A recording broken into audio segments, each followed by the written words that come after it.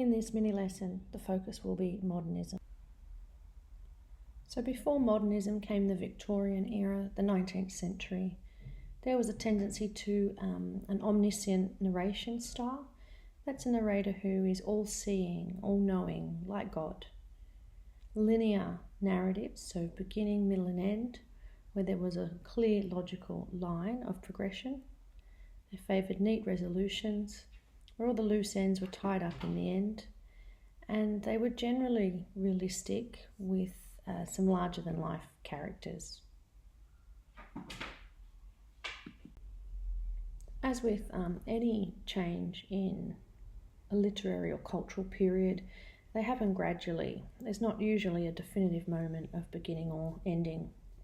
1902, Joseph Conrad wrote Heart of Darkness, and it's an early text that shows some of the new trends towards a modernist slant on things.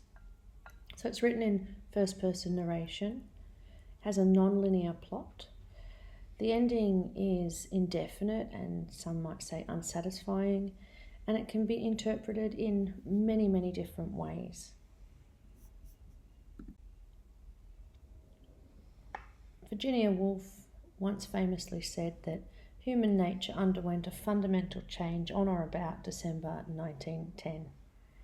That sort of goes in opposition to what I was just saying about a definitive moment, but there we go, that's what she said.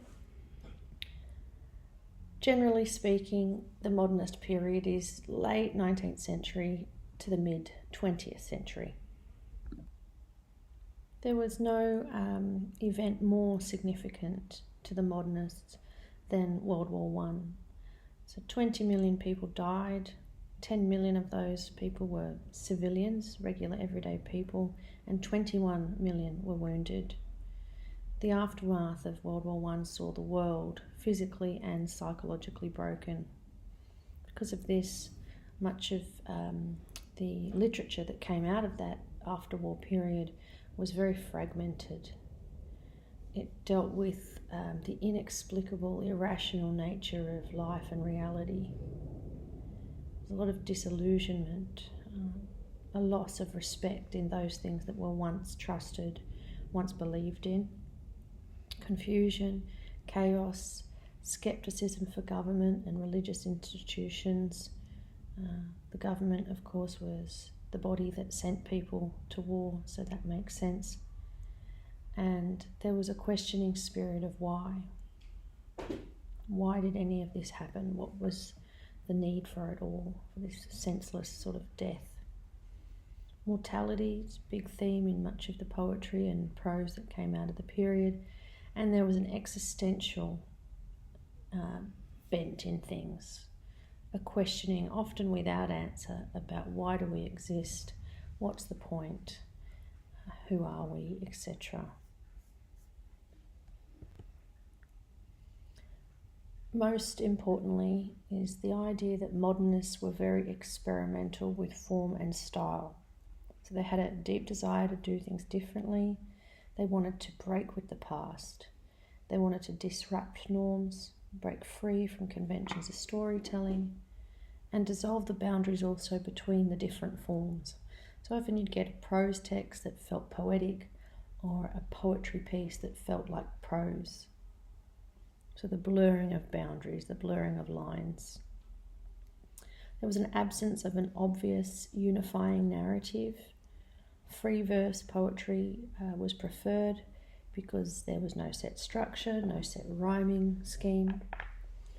There was also a turn towards an unreliable narrator, so that's a storyteller who can't be trusted, and that lent itself to the questioning of truth and the atmosphere of uncertainty. Interior monologue, so narrators that were in their own heads, that were self-aware, introspective, and a deep psychological interest was felt. And there was also the exploration of the darker aspects of human nature. Modernist poetry, in particular, is very bleak often.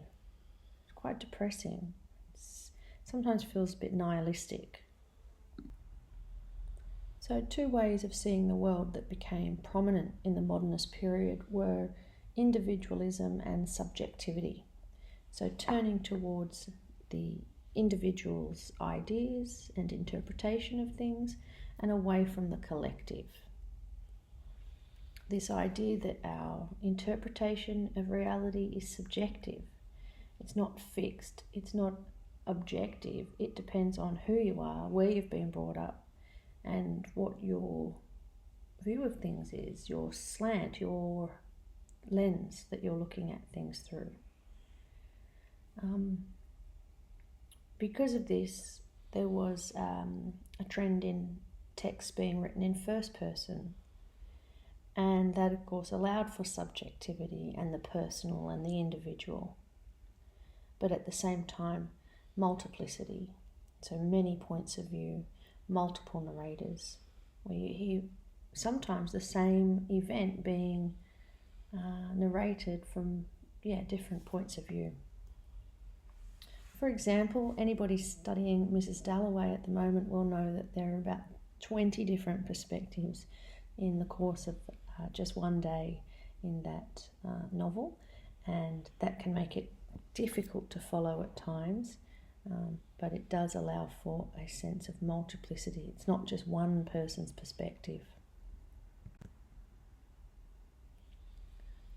Many modernist texts have the city as the backdrop, or the subject even, and that's because people were coming to grips with increasingly urban, industrialised city centres where people were moving for their employment, and on the one hand they were bustling and exciting, but on the other hand they were also crowded, and there were a lot of advances in technology, increasingly mechanised systems.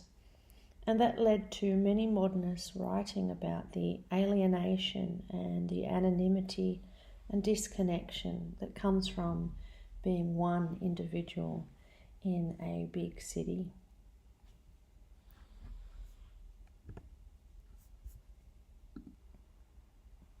Sigmund Freud is a very influential figure, even right to our times now. His theories were becoming popular in this modernist period, or at least discussed, and he's seen as the father of psychoanalysis. He posited that all subjective reality is based on our basic drives and instincts. And so this new focus on the psychological and the inner workings of the human mind meant that there were interior monologues, as we've said, and stream of consciousness, like Mrs Dalloway, where the writing mimics the unpredictable flow of a narrator's mind. And there are sudden shifts from topic to topic. And just to summarise the big picture, modernism generally moved away from history and tradition towards the now, away from conventions, literary conventions, and towards doing things in a new experimental way, moving from absolute truths to subjectivity and multiplicity, away from big institutions like the government or the church and towards the individual's experience, away from linearity and towards non-linearity, towards that fragmentation, that chaotic sort of shape that life can sometimes take, and away from formulaic structures and towards new structures. And often these new structures seem to lack structure, but they are actually just a new style of structure. For example, stream of consciousness appears to just be almost ghostwriting, like writing exactly what comes to the narrator's mind. But of course, that's not what's happening. The writer is actually forming those words on a page so that they appear to be the thoughts of the narrator. So it is artifice that appears to be a direct depiction of one's mind. And that in itself is incredibly difficult to do and often incredibly hard to read as well.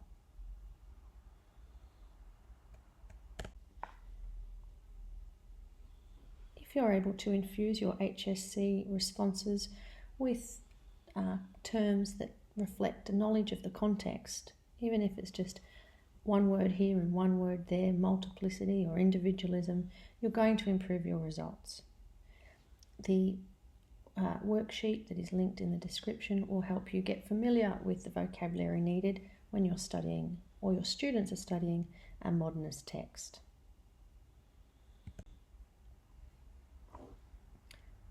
It's important to be able to come up with a number of sentences that nod to context and show a link between either the style and the structure or the content, and linking back out to the context of the time. An example here is that Woolf's stream of consciousness narrative, that's the structural element, in Mrs Dalloway is a reflection of the modernist's interest in experimenting with a new subjective psychological style. Could probably end that sentence there, however I go on, as influenced by Sigmund Freud's theories of the conscious and subconscious.